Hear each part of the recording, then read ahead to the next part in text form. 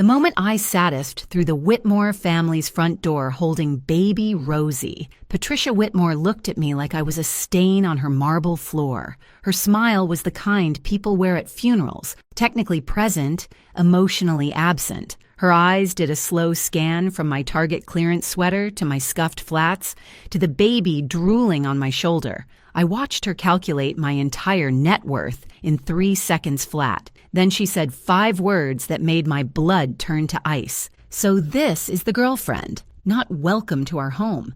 Not lovely to finally meet you. Just this. Like I was a disappointing appetizer at an overpriced restaurant. Like I was something her son had dragged in from the street. But here's the thing Patricia Whitmore didn't know. Here's what nobody at that dinner table knew. The broke single mom standing in her pristine foyer in yoga pants from 2015. She makes $17,500 a month. The woman Patricia had already dismissed as a gold digger. She was about to become a doctor. And this whole evening, every sneer, every whispered insult, every calculated cruelty Patricia was about to unleash was a test. A test Patricia was failing spectacularly. Let me back up. My name is Bethany Burton. I'm 32 years old, and for the past 8 months, I've been lying to the man I love. Not about the big things, not about my feelings or my loyalty, or the way my heart races when he walks into a room. I've been lying about something most people would consider a good thing.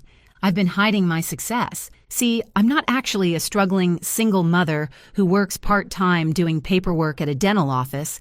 That's just the character I've been playing. The truth? I'm a senior dental prosthetist at Preston and Moore Dental Lab, one of the most respected labs in the city. I'm the person who creates the crowns, veneers, bridges, and dentures that dentists put in their patients' mouths. The precision work, the artistry, the stuff that takes years to master and most people never even think about. When a dentist in this city needs something perfect, and I mean perfect, down to the micrometer, they request me by name.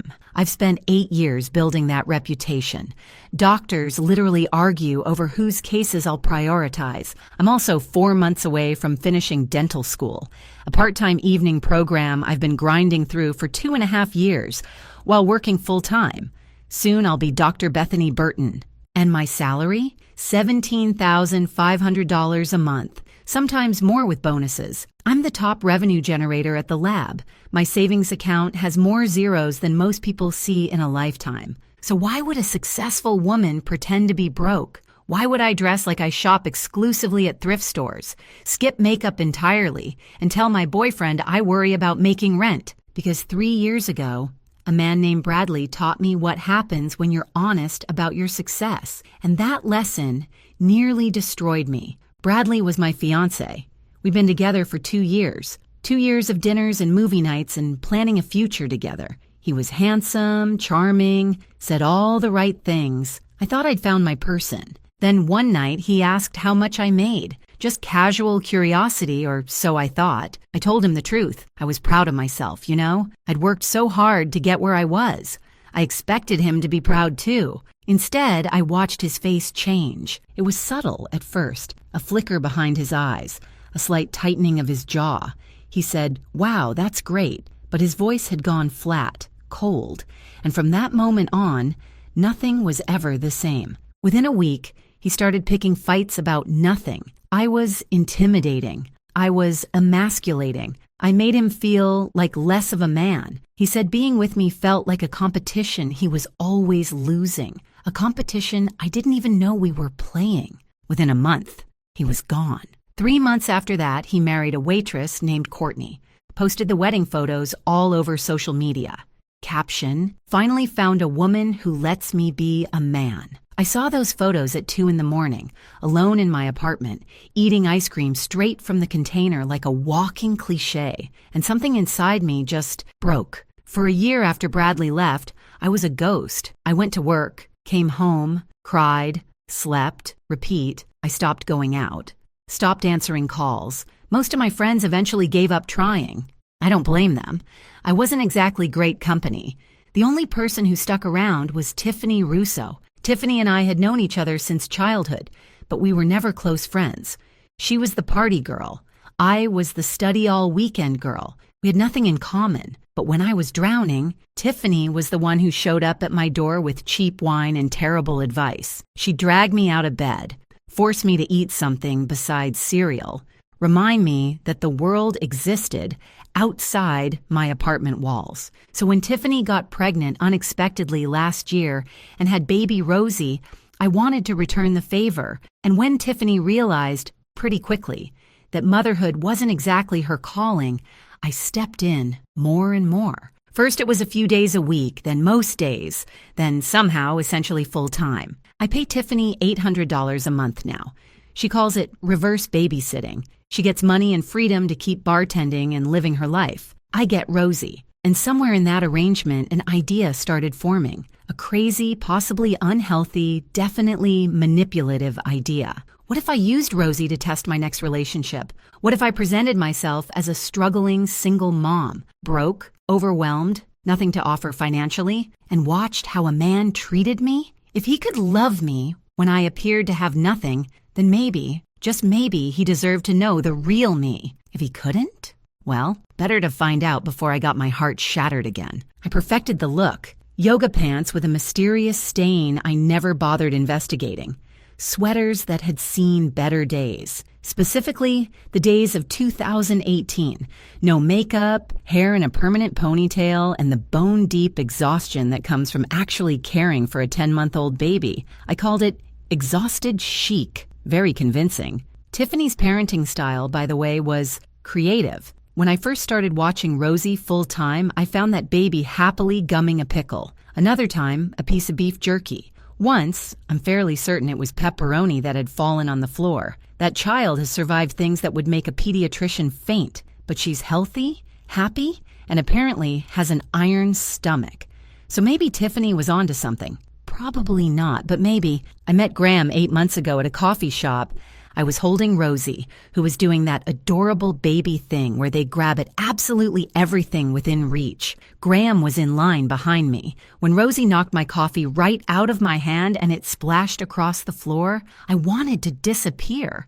I was exhausted, embarrassed, and covered in lukewarm latte. But Graham, he laughed, not at me, with the situation. He helped me clean up, insisted on buying me a replacement, and asked if he could sit with us. He saw a tired single mom in cheap clothes with a fussy baby, and he stayed anyway. Over the next 8 months, Graham proved himself over and over. He never made me feel bad about my situation. He paid for dinners without making it awkward. He showed up with diapers and formula just because. He looked at Rosie like she was already his daughter. I told him I worked part-time doing paperwork at a dental office. Filing, scheduling, nothing exciting. I told him Rosie's dad wasn't in the picture, but he sent a little financial help sometimes. I told him we were managing, but it was tight. Graham believed every word, and he loved me anyway. 3 weeks before the dinner from hell, Graham got nervous and excited in a way I'd never seen. He said his family wanted to meet me. "This is a big step," he told me, squeezing my hand.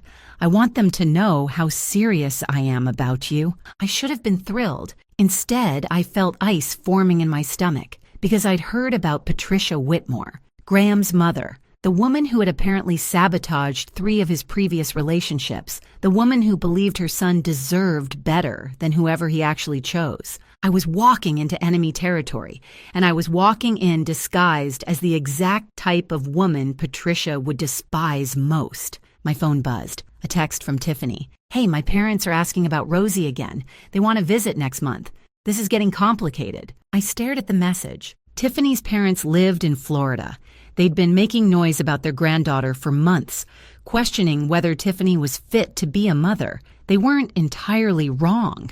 And now they were circling closer. The borrowed baby situation had an expiration date. I just didn't know exactly when that clock would run out. Everything was about to get very complicated. The test, the lies, the family that already hated me, and now this. I took a deep breath, picked up Rosie, and headed for the door. Whatever happened at this dinner, one thing was certain. Patricia Whitmore had no idea who she was dealing with, and by the end of the night, she would find out exactly how badly she'd underestimated me. Before we continue, if you're enjoying this story, please hit that subscribe button and tell me in the comments where you're watching from and what time it is there. I read every single comment, and your support means everything to me. Now, back to what happened at that dinner. The Whitmore house wasn't a house. It was a statement, a declaration of wealth that started at the iron gates and screamed louder with every inch of the circular driveway. By the time Graham parked his car and I got a good look at the 3-story colonial mansion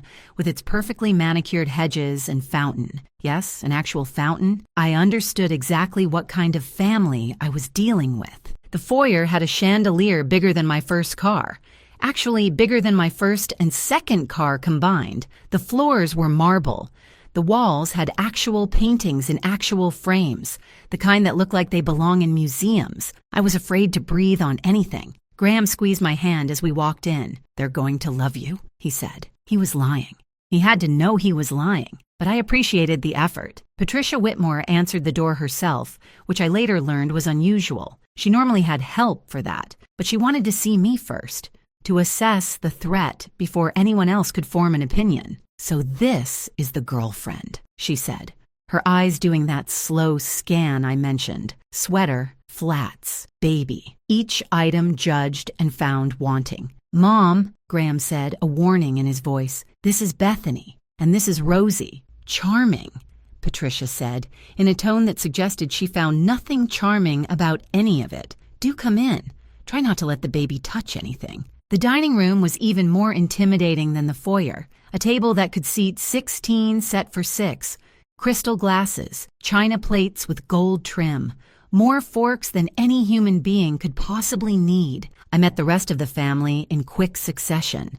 Randall Whitmore, Graham's father, was a quiet man with observant eyes. He shook my hand, said, "Nice to meet you," in a way that seemed genuine, and then retreated into silence. I got the sense he saw everything but said nothing. Sloan Whitmore, Graham's 29-year-old sister, looked at me like I was an invasive species. She was overdressed, over-made up, and underimpressed. She called herself a lifestyle influencer and had 12,000 followers, most of whom, I suspected, were bots. When she saw Rosie, she wrinkled her nose. "Oh, you brought the baby." She said it the way you'd say, "You brought the cockroach," or "You brought the tax auditor." And then there was Nana June, Graham's grandmother on his father's side, 78 years old, sitting at the end of the table like a queen surveying her kingdom. She didn't say much at first, but her eyes were sharp. She watched everything with the intensity of someone keeping score. Dinner began with Patricia conducting an interrogation disguised as polite conversation. "So, Bethany, tell us about yourself. What do you do?" I had rehearsed this. "I work part-time at a dental office. Paperwork mostly. Filing, scheduling, that kind of thing." Patricia's lip twitched. "Part-time." "Yes, it's hard to work full-time with a baby, I imagine." She took a sip of wine. "And the baby's father?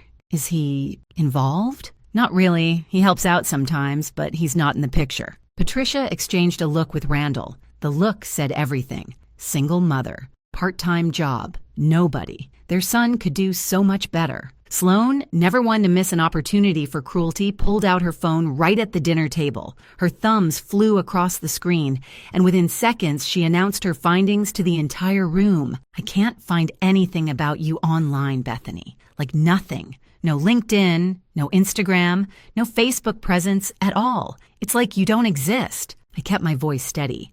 "I'm not really a social media person." This was actually true. I kept my professional life completely private. No photos, no posts, no digital footprint that could connect Bethany Burton, dental prosthetist, to Bethany Burton, struggling single mom. It was a deliberate choice that was now paying off. Sloan looked at me with suspicion. "Everyone is on social media." "Not everyone. Weird people aren't." Graham stepped in. "Sloan, that's enough." But his voice lacked conviction. He was trying to keep the peace, not defend me. There's a difference, and I felt it like a splinter under my skin. Patricia leaned toward Randall and whispered something. She thought she was being subtle. She wasn't. I heard every word. "A nobody. He's throwing himself away on a nobody." I pretended not to hear. I cut my chicken into tiny pieces I had no intention of eating. I smiled at appropriate moments. I played my part perfectly. And then Rosie, blessed wonderful Rosie, chose that exact moment to have a diaper situation. I won't go into details, but let's just say it was loud. It was sudden, and it was immediately apparent to everyone at the table. Rosie also managed to spit up on what I would later learn was a $15,000 antique Persian rug. Patricia's left eye twitched in a way I didn't know eyes could twitch. That rug aged 10 years in 2 seconds. So did Patricia. Perhaps, Patricia said, her voice tight as a wire, you should handle that elsewhere, away from the dining room and the antiques, and the general vicinity. I excused myself and took Rosie to find a bathroom. The mansion had approximately 7,000 bathrooms, but of course I chose the one that Patricia had apparently claimed as her personal territory. I didn't know this until she followed me in. She waited until I was mid-diaper change, completely vulnerable, my hands full of baby and wipes. I know exactly what you're doing, Patricia said, closing the door behind her. I kept my voice calm. I'm changing a diaper. Don't play innocent with me. She stepped closer. I see women like you all the time. You find a successful man, you trap him with a baby that's probably not even his, and you ride that meal ticket for the rest of your life. My blood was boiling, but I kept my hands steady. Rosie needed me calm. Rosie is not Graham's baby, I said. She's mine, from a previous relationship. Even worse, you're bringing another man's child into my son's life. Baggage, that's what you are. Baggage with a diaper bag. I could have destroyed her right then. I could have told her exactly who I was, how much I made, how many doctors begged for my work. I could have watched her face crumble as her assumptions shattered, but I didn't, because the test wasn't over, and Patricia was proving exactly why I needed to run it in the first place. Graham loves me, I said simply, and I love him. Patricia laughed. It wasn't a nice laugh. Graham is infatuated. He thinks he's rescuing you. It's a hero complex, nothing more. When the novelty wears off, he'll see you for what you are. And what is that? She smiled, cold and sharp. Temporary. She left me alone in that bathroom, hands shaking with rage, Rosie looking up at me with innocent eyes. When I returned to the dining room, I saw a text notification on my phone from my colleague at the lab. Emergency! The Morrison case! The $40,000 full mouth reconstruction. Dr. Preston says only you can fix it. Triple overtime if you come in tonight. My heart sank. The Morrison case was huge, the kind of project that built reputations, the kind of opportunity that didn't come often. I texted back, can't tonight. Family thing. The reply was immediate. Bethany, this is a career-defining case. Are you sure? I looked at Graham across the table. I looked at Patricia's smug smile. I looked at Rosie in my arms. I'm sure, I typed. Handle it without me. I was sacrificing my career for a test, and I still wasn't sure if it would be worth it. The rest of dinner passed in a blur of subtle insults and pointed silences. By the time we left, I was emotionally exhausted. Graham kept apologizing in the car. They just need time to warm up to you.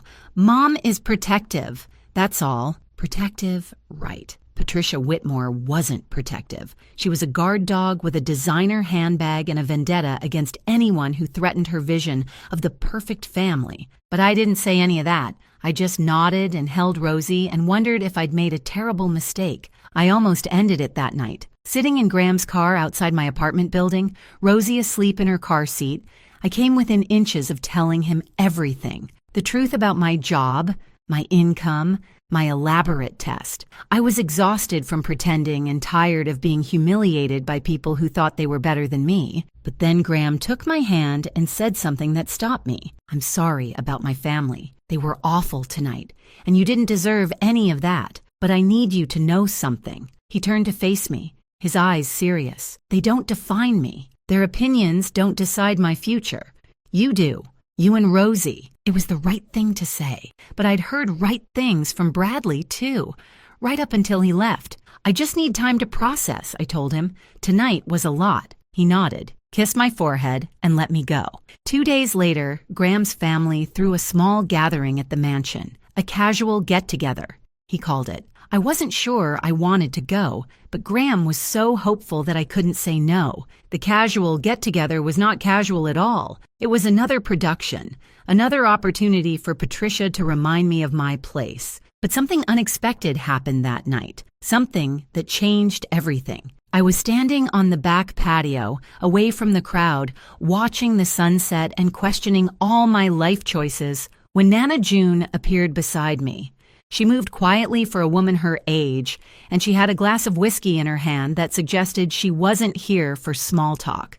"Beautiful evening," she said. "It is. You're stronger than you look, you know." She sipped her whiskey. "I've been watching you, the way you handle Patricia's nonsense, the way you keep your composure when most women would have crumbled. It's impressive." I didn't know what to say, so I said nothing. "You're not what they think you are, dear." Her eyes met mine, sharp and knowing. "I'm not sure what you are exactly, but it's not what they see." My heart hammered. Had she figured it out? "I'm exactly what I appear to be," I said carefully. "A single mom trying to do her best." She didn't sound convinced. "You know, 55 years ago, I was you." "Excuse me?" The poor girl who dared to love a Whitmore. She smiled, but there was old pain in it. Randall's mother hated me with a passion that could power a small city. I wasn't good enough for her son. I was beneath their family. Sound familiar? I nodded slowly. Patricia learned from her mother-in-law, unfortunately. She's been trying to destroy every woman Graham brings home for the past decade. 3 relationships. She held up 3 fingers, 3 good women, systematically dismantled by Patricia's campaigns. One was a nurse. One was a teacher. One was a lovely girl who worked for a non-profit. All of them not good enough. What happened to them? They ran. They couldn't handle the pressure, the constant judgment, the feeling of never being welcome. Patricia wore them down until they broke. Nana June finished her whiskey. "Don't let her win, unless you don't have the fight in you." "I have fight," I said quietly. "Good." She patted my arm. "The real ones don't run, dear. They dig in." She walked away, leaving me with more questions than answers. Did she know my secret? Did she just suspect something? Or was she simply recognizing a strength she'd once possessed herself? I didn't have time to figure it out, because raised voices from inside the house caught my attention. I crept closer to an open window and heard Graham arguing with Sloane. They didn't know I was listening. "You need to open your eyes," Sloane was saying. "She's using you. It's so obvious. She has nothing, Graham. Nothing. And you're just going to hand her your whole life? I love her." Graham's voice was firm in a way I hadn't heard at the dinner. "I don't care what she has or doesn't have. She's kind. She's real. She's an incredible mother. Those things matter more than money." "You sound like a greeting card. And you sound like Mom, which should concern you, by the way. I'm trying to protect you. The only thing you're protecting is your inheritance, which, newsflash, isn't threatened by me getting married. It is if she tries to take half of everything." "There is no everything, Sloane. I work at a car dealership. I'm not some millionaire she's trying to trap. Do you even hear yourself?" I backed away from the window, heart pounding. He defended me, really defended me. Not the weak, "Mom is just protective" excuse from dinner. This was real pushback, real loyalty. Maybe he was different after all, but the universe apparently decided I hadn't been tested enough that night, because as I made my way back inside, I heard Patricia's delighted voice from the front door. "Meredith, what a wonderful surprise. I had no idea you were in town." I froze. Meredith, Graham's ex-girlfriend, the one Patricia had loved, the one who was perfect for her son. I positioned myself where I could see the entrance without being obvious about it. Meredith Callahan was everything I was pretending not to be. Tall, polished, wearing a dress that probably cost more than my monthly rent in my fake struggling mom life. Her hair was salon perfect. Her smile was practiced and radiant. She walked in like she was on a runway in Milan. I walked in like I was on a budget in Target. Clearance section. Final markdown. "Graham," Patricia called out. "Look who stopped by. Meredith was just in the neighborhood." Just in the neighborhood, right. In a neighborhood where every house cost at least $2 million and nobody just stopped by without an invitation. Graham emerged from the back of the house, and I watched his face carefully. He looked uncomfortable, caught off guard, but he didn't immediately retreat from Meredith. Patricia orchestrated the reunion like a Broadway director. She positioned them next to each other. She made loud comments about how wonderful it was to see Meredith again, how she'd always been like family, how some connections just never fade. Sloane materialized with her phone. clearly planning to document the reunion for maximum damage. Meredith was gracious on the surface, but her eyes had a predatory gleam when they swept over me. She knew exactly who I was. She knew exactly why Patricia had invited her. "You must be Bethany," she said, extending a perfectly manicured hand.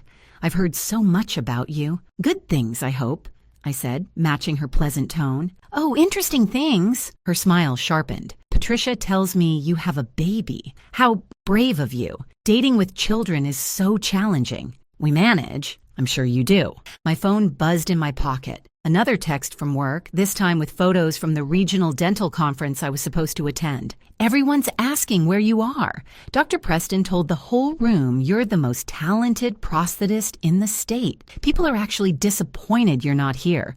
You're famous and you don't even know it." I shoved the phone back in my pocket. I couldn't enjoy my professional triumph while hiding in a corner, watching my boyfriend's ex circle like a designer-clad shark. Graham eventually extracted himself from the Meredith situation and found me near the garden doors. He took my hand, and this time, his grip was firm. "I'm choosing you," he said. "Not Meredith. Not my mother's approval. You and Rosie, I need you to know that." I looked into his eyes, searching for the lie, for the hesitation, for the Bradley hiding underneath. I didn't find it, but I also didn't fully trust what I saw, because words are easy. Actions take time. "I believe you're trying," I said carefully, "but your family makes things complicated. They'll come around." I almost laughed. Patricia Whitmore would never come around. She'd die on the hill of her own snobbery before accepting me. But Nana June's words echoed in my mind. The real ones don't run. They dig in. And I wasn't ready to run, not yet. But I wasn't ready to reveal my secrets either. Let's see how much pressure this relationship could take before it cracked. Nana June found me again before we left. She pressed a piece of paper into my hand. "My phone number," she said, "in case you ever need an ally in this family." I must have looked surprised because she laughed. "Patricia has been insufferable since 1987, dear. Don't take it personally. She's insufferable to everyone equally, very democratic about it." For the first time that night, I genuinely smiled. Maybe I did have an ally, an unexpected one, in the last place I would have looked. As Graham drove me home, my mind was racing. The test wasn't over. If anything, it was just beginning. Patricia would escalate. Meredith would circle. Sloan would scheme. But Graham had defended me. Nana June had reached out. And I had more fight left in me than any of them realized. The question was, when the real truth came out, would any of it matter? A week passed after the party. A week of Graham being extra attentive, extra apologetic, extra everything. He brought me flowers. He brought Rosie a stuffed elephant she immediately tried to eat. He took us to the park, to dinner, to anywhere that wasn't his family's mansion. He was trying so hard, and I was running out of reasons to doubt him, but I needed one more test, one final push to see what he was really made of. If Graham could handle me at my absolute lowest, not just poor, but desperate, then I would know for certain. I would tell him everything, and we'd build something real together. If he couldn't, well, better to find out now than after I'd given him my whole heart. So I created a crisis. We were sitting on my couch, Rosie playing on a blanket between us, when I took a deep breath and started the performance of my life. "Graham, I need to tell you something." I made my voice shake. Not hard to do when you're about to test the man you love. "I'm in trouble." His face immediately shifted to concern. "What kind of trouble?" "Financial trouble. Rosie's dad. He stopped sending money completely. He blocked my number. I tried calling from a different phone and he hung up." I let my eyes fill with tears. Real tears, actually, because the stress of this whole situation was getting to me. I don't know how I'm going to make rent next month. I've been doing the math over and over, and it just doesn't work. Graham didn't hesitate, not even for a second. "Move in with me." I blinked. "What?" "Move in with me. Both of you. Tomorrow, if you want." He grabbed my hands. "I have a 2-bedroom apartment. Rosie can have her own room. You won't have to worry about rent anymore. I'll take care of everything." "Graham, that's a huge step. We've only been together 8 months. 8 months is long enough to know." His eyes were intense, sincere. I love you, Bethany. I love Rosie. I don't care about timelines or what's appropriate. You need help, and I want to help. It's that simple. I stared at him, searching for the catch, the hesitation, the tiny flicker of doubt that would tell me he was just saying what he thought he should say. I didn't find it. Are you sure? I pressed. Your family would hate it. Your mother would have a stroke. Graham actually laughed. My mother has a stroke every time I don't do exactly what she wants. She'll survive.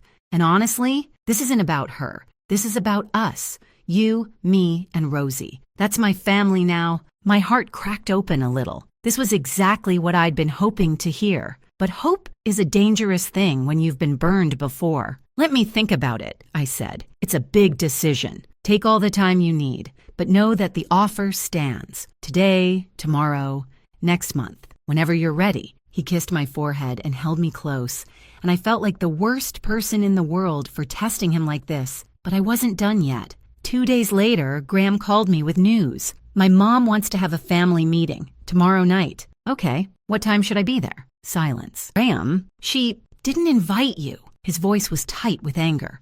I told her that was unacceptable, but she insisted it was family only. I'm sorry, Beth. I tried. It's fine. It wasn't fine, but it was expected. Go, see what she wants. You can tell me everything after. What Graham didn't know was that I already had an inside source. Nana June called me that afternoon. Patricia's planning an ambush, she said without preamble. She's been making calls all week, gathering ammunition.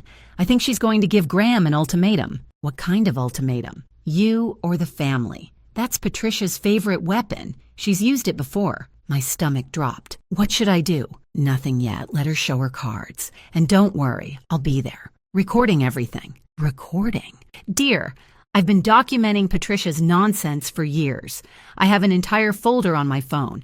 I call it the Patricia Files. Very thorough. Excellent audio quality. I laughed despite myself. Nana June, you're something else. I'm a survivor. Now go take care of that baby and let me handle reconnaissance. The family meeting happened the next evening. I sat in my apartment pretending to watch television, actually staring at my phone waiting for updates. At 9:47 p.m., Nana June sent me a video file. The message attached said simply, "You need to see this." I pressed play. The video was shaky but clear enough. Patricia was standing at the head of the dining table. Graham and Sloane seated, Randall in his usual silent position. Nana June must have propped her phone against something because the angle was steady. Patricia's voice filled my tiny apartment. This has gone far enough, Graham. I've held my tongue because I wanted to give you space to make your own decisions. But this woman is dragging you down. Graham's voice tense. Her name is Bethany. Fine, Bethany. She's a nobody, Graham. A part-time paper pusher with a baby that isn't even yours. Do you understand what people are saying? Do you understand how this looks? I don't care how it looks. Well, you should. Patricia's voice rose. You're a Whitmore. That name means something in this community, and you're throwing it away on a woman who can't even afford to dress properly. Sloane chimed in. Honestly, Graham, she's embarrassing. Did you see her at the dinner? She looked like she got her outfit from a donation bin. And the baby spit up on the Tabriz rug. Do you know how much that rug cost? More than your contribution to this family in the last 5 years, I'm guessing. Graham shot back. Don't be cruel, Patricia snapped. We're trying to help you see clearly. No, you're trying to control me. Like you always do. Like you did with Sarah and Michelle and Rebecca. My ears perked up. The 3 women Nana June had mentioned.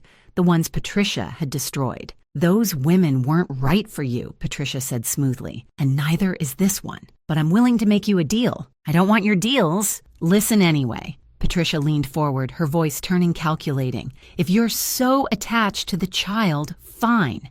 Keep her. Get custody.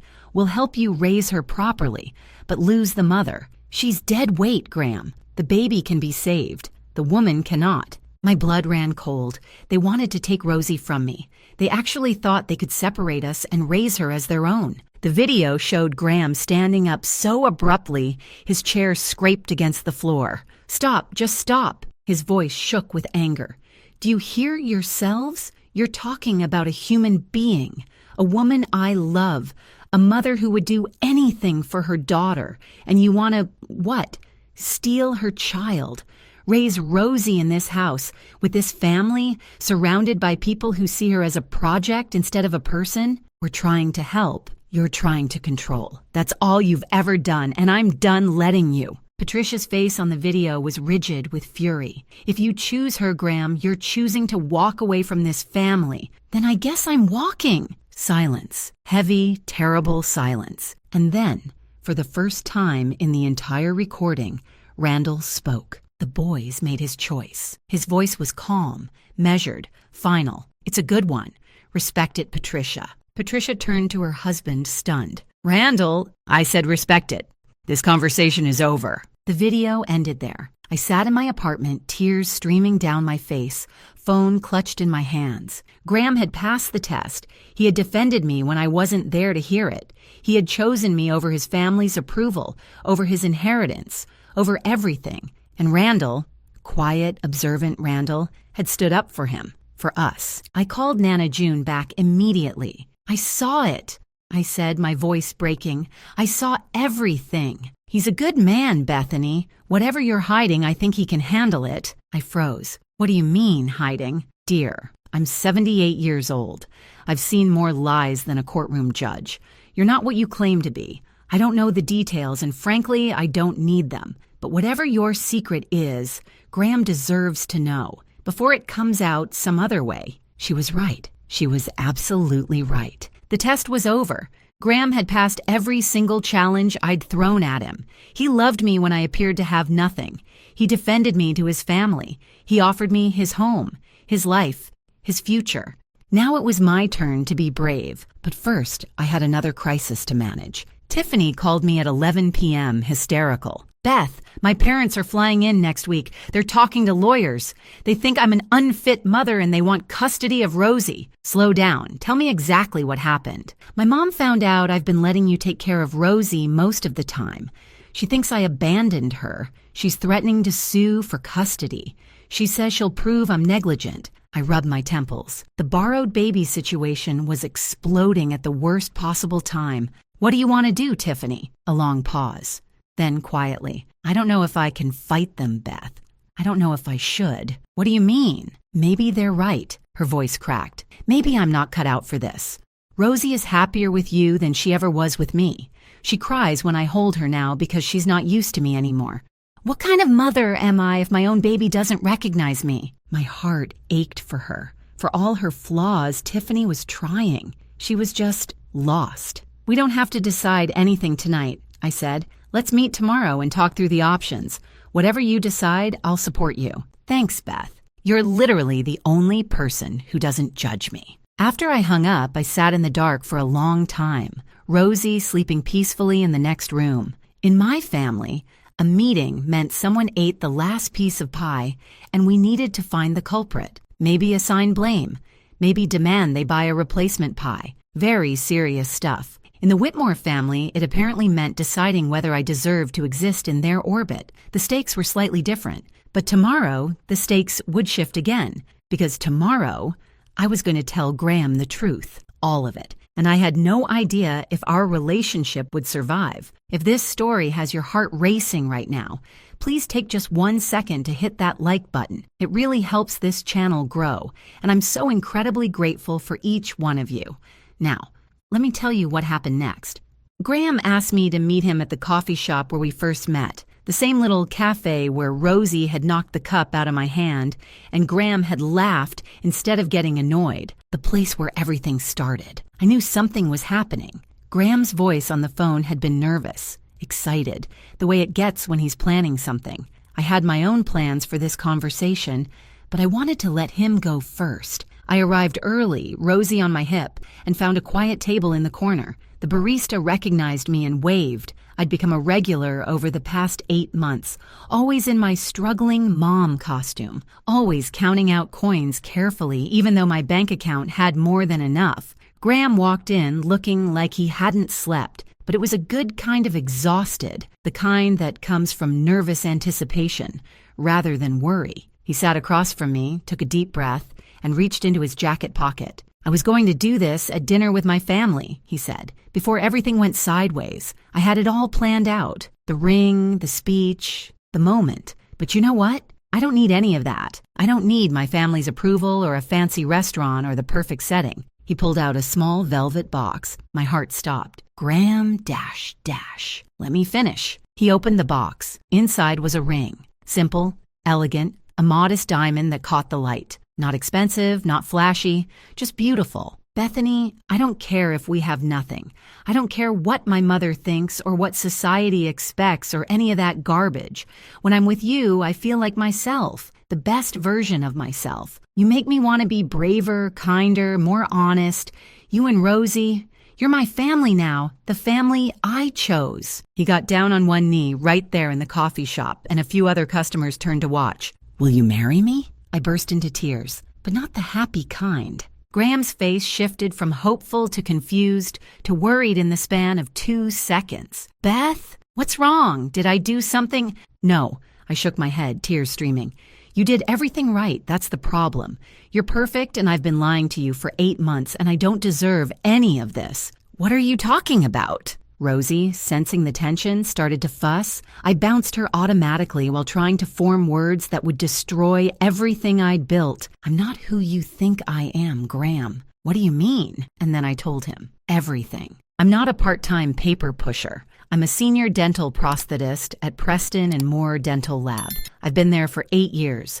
I make the crowns and veneers and dentures that dentists use. When doctors need precision work, they request me by name. I'm also in my final semester of dental school.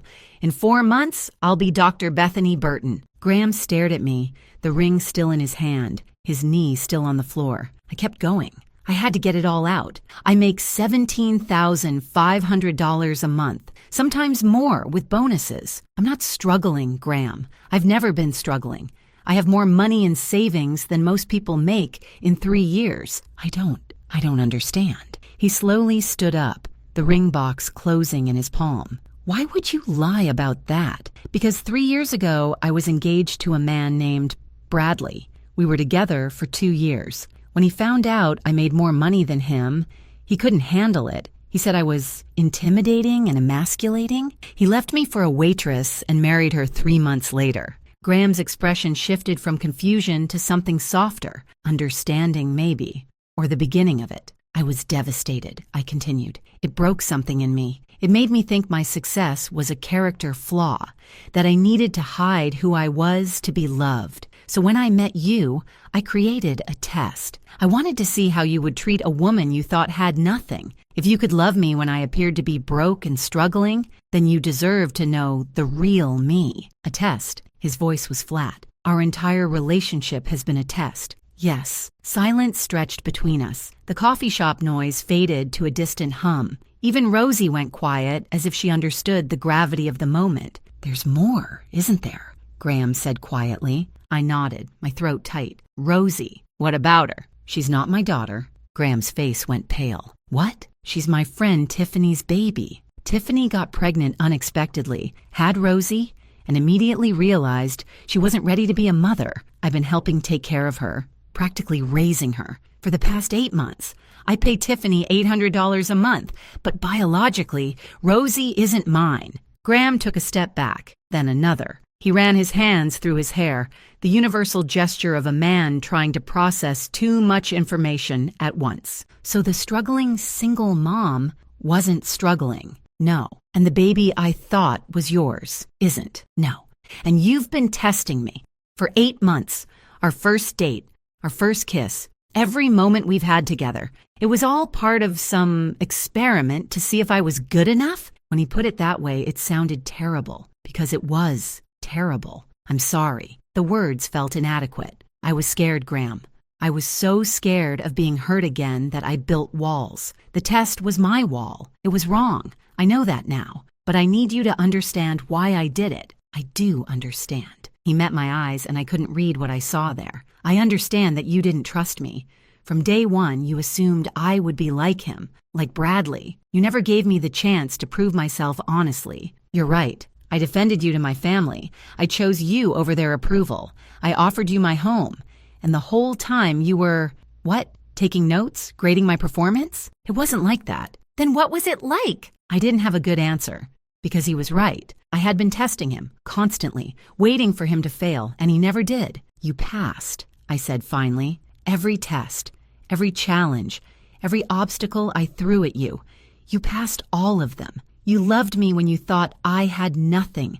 You defended me when I wasn't there. You were ready to raise a child that had no biological connection to either of us. I was ready to raise your child because I loved you. And that's exactly why you passed. Because it wasn't about biology or money or status. It was about love, real love, the kind I stopped believing existed. Graham was quiet for a long moment. The ring box was still clenched in his hand. I wish you had trusted me, he said finally. That hurts more than the lying.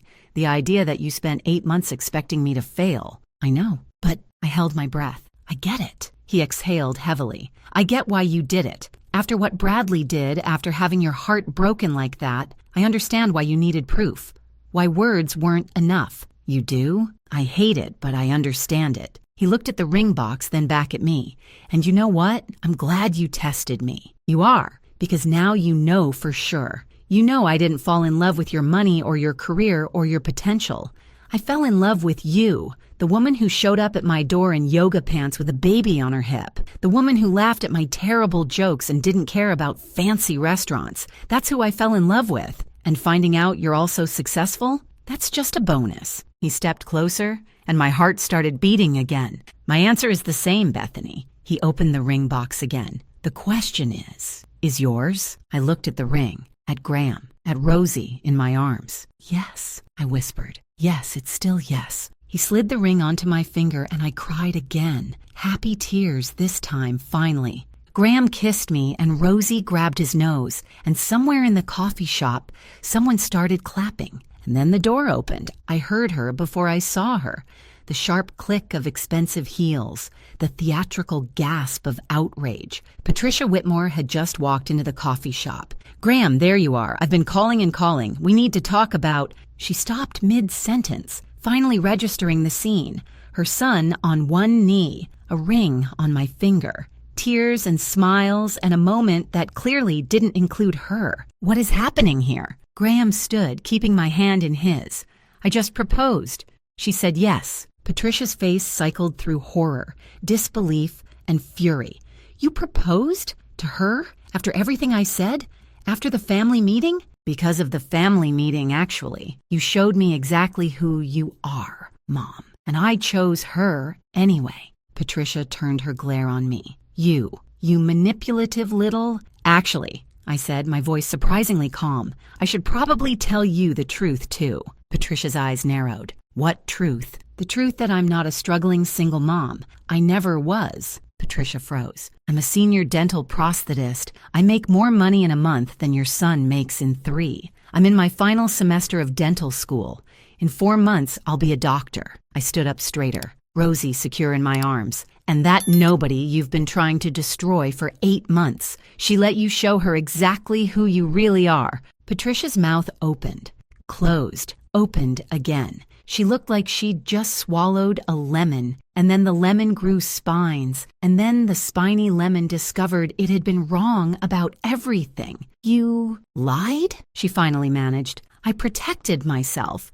There's a difference, although I wouldn't expect you to understand that. For the first time in her life, Patricia Whitmore had absolutely nothing to say. She stood there, designer handbag clutched like a shield, completely and utterly speechless. Graham squeezed my hand. We're done here, Mom. If you want to be part of our lives, you'll treat Bethany with respect. If you can't do that, then don't bother coming to the wedding. He guided me past Patricia, out the door into the sunlight. Behind us, I heard the door close on Patricia's stunned silence. And for the first time in 3 years, I felt completely free. The next few days were chaos, but the good kind. News travels fast in families like the Whitmores, and by the time Patricia recovered from her coffee shop humiliation, the story had already spread, but not the version she would have wanted. See, Patricia made a critical error.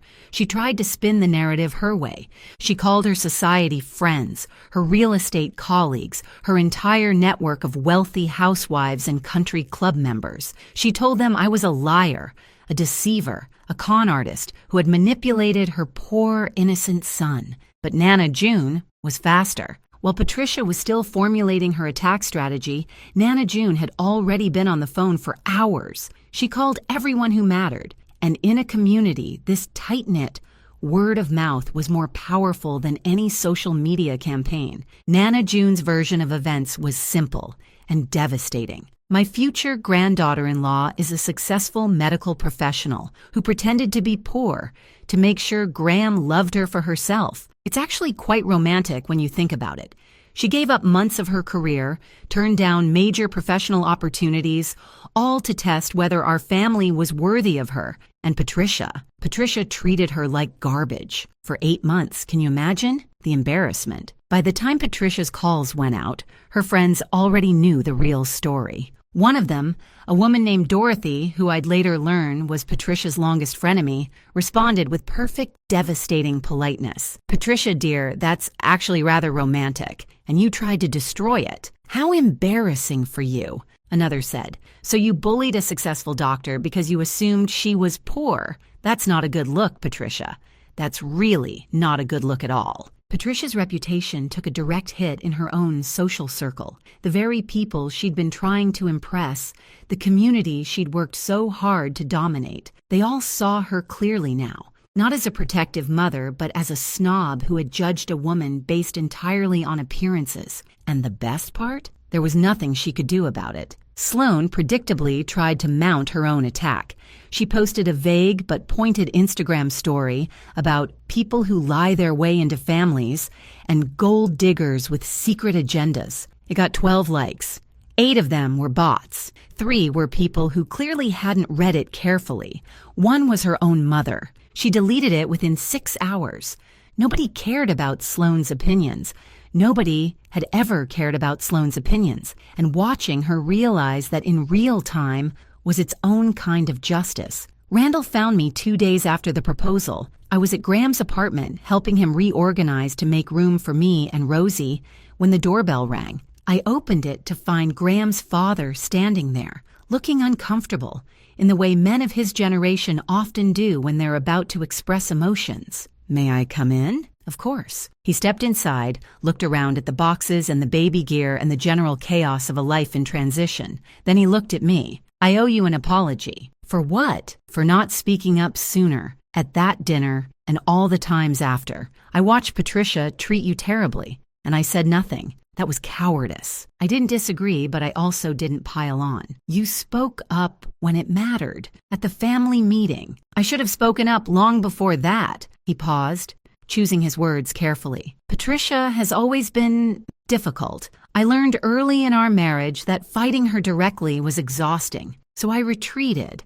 I let her run the family while I stayed silent. I told myself it was keeping the peace, but really I was just avoiding conflict." "Why are you telling me this?" "Because I want you to know that the Whitmore family isn't just Patricia. Graham is a good man, better than I ever was at his age. And June, well, you've met June. She's the best of all of us." He smiled slightly. "Welcome to the family, Bethany. The real one, not the one Patricia built." It was the most words he'd spoken to me ever, and it meant everything. "Thank you, Randall." He nodded, clearly having reached his emotional capacity for the decade, and let himself out. The Rosie situation resolved itself more gracefully than I'd expected.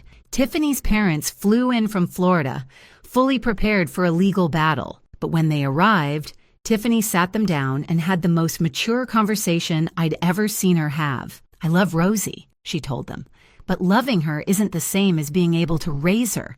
Not right now, maybe not ever. I'm 29 years old, and I still don't know what I want to be when I grow up. How can I teach her to be a person when I'm still figuring that out myself?" Her parents listened. They didn't judge, didn't lecture, didn't say, "I told you so." They just listened. In the end, they worked out an arrangement. Rosie would go to Florida with her grandparents, who had the stability and resources to give her a proper home. Tiffany would visit regularly, slowly rebuilding her relationship with her daughter from a position of honesty rather than obligation. And me? I would always be Aunt Beth. Birthdays, holidays, video calls every week. Rosie wouldn't forget me, and I wouldn't forget her.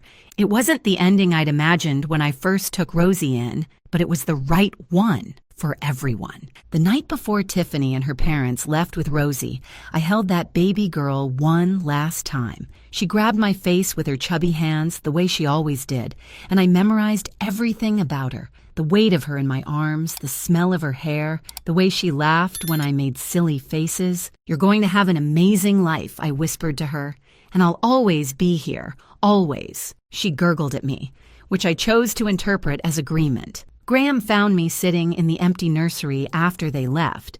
The crib was still there, but it felt bigger somehow, emptier. "You okay?" he asked. "I will be." I leaned into him. "I'm gonna miss her." "I know. Me too." He kissed the top of my head. "But hey, someday when we're ready, we'll fill this room again with our own kids." Our own kids. The thing I'd wanted most for so long. The dream I'd almost given up on. "Yeah," I said. "We will." We sat there in comfortable silence, his arm around me, the evening light fading through the window. Graham cleared his throat. "So, Dr. Burton, when do I actually get to see you at work?" I laughed. "I graduate in 4 months, and then I'm thinking about opening my own practice. Small, just me. At least at first. Quality over quantity." "You'll be amazing at it." "You don't know that." "I do." He turned to face me, completely serious. "I believe in you. Not because of your degrees or your salary or any of that, because of who you are. You're the most capable person I've ever met. Whatever you decide to do, you'll succeed at it." 3 words were hidden in there, simple ones, but they meant everything. I believe in you. After Bradley, I'd stopped believing anyone could say that and mean it. After the test, after the reveal, after everything, Graham still meant it. "We should probably tell my side of the family about the engagement," I said. "They're considerably less dramatic than yours, but my Aunt Linda will definitely cry. Fair warning. I can handle crying. It's the silent judgment I struggle with." "Oh, there'll be none of that. My family is loud about everything. Opinions, emotions, football games, very loud." Sounds perfect. And it was. It really was. There's a saying I've heard my whole life. The people who love you when you have nothing are the only ones who deserve you when you have everything. I used to think that was just a nice quote for greeting cards and inspirational posters.